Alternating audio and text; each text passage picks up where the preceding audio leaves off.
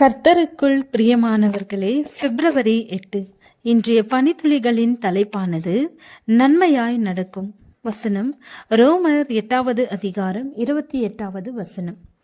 அன்றியும் அவருடைய தீர்மானத்தின்படி அழைக்கப்பட்டவர்களாய் தேவனிடத்தில் அன்பு கூறுகிறவர்களுக்கு சகலமும் நன்மைக்கு ஏதுவாக நடக்கிறதென்று அறிந்திருக்கிறோம். ஒரு விவசாயிக்கு வயதான குதிரை ஒன்று இருந்தது. அது மட்டுமே அவருடைய சொத்தாக காணப்பட்டது. அவருக்கு வாலிப வயதில் ஒரு மகன் இருந்தான்.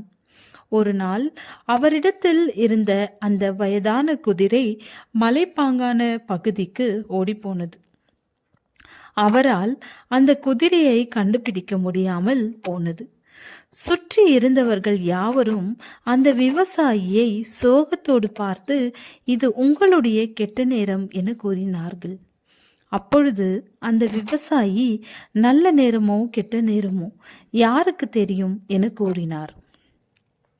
ஒரு வாரத்திற்கு பிறகு ஓடிப்போன அந்த குதிரை அநேக காட்டு குதிரைகளின் கூட்டத்தோடு அந்த விவசாயி இடத்திற்கு திரும்பி வந்தது.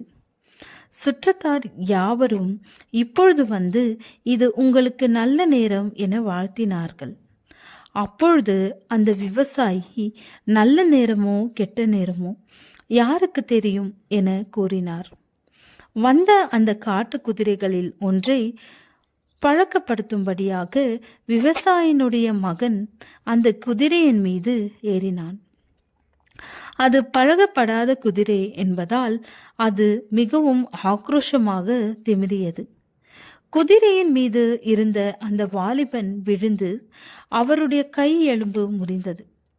சுற்றத்தார் யாவரும் வந்து, இது உங்களுடைய கெட்ட நேரம் என கூறினார்கள். அப்பொழுது விவசாயி, நல்ல நேரமோ கெட்ட நேரமோ யாருக்கு தெரியும் என்றார். ஒரு சில வாரங்களுக்கு பின் சீன இராணுவத்தினர் அந்த கிராமத்திற்கு வந்தார்கள். அந்த காலகட்டத்தில் ஒவ்வொரு கிராமத்தில் இருக்கக்கூடிய வாலிபர்களும் குறிப்பிட்ட காலத்திற்கு சீன இராணுவத்தில் இராணுவ வீரராக பணியாற்ற வேண்டும் என்கிற சட்டம் பிறப்பிக்கப்பட்டது. இது அனைவருக்கும் கட்டாயமாக்கப்பட்டது.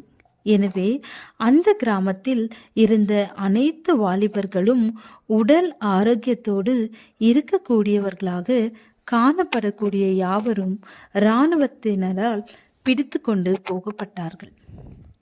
இந்த விவசாயினுடைய மகன் கையெலும்பு முறிந்த நிலையில் இருந்ததால் அவனை அவர்கள் விட்டு சென்றார்கள்.